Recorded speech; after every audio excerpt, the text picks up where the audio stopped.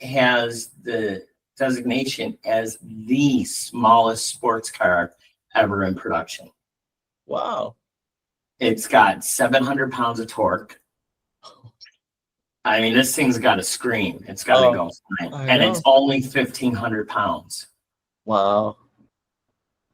And I go, so why was it so hard to find one? He goes, we're in Texas.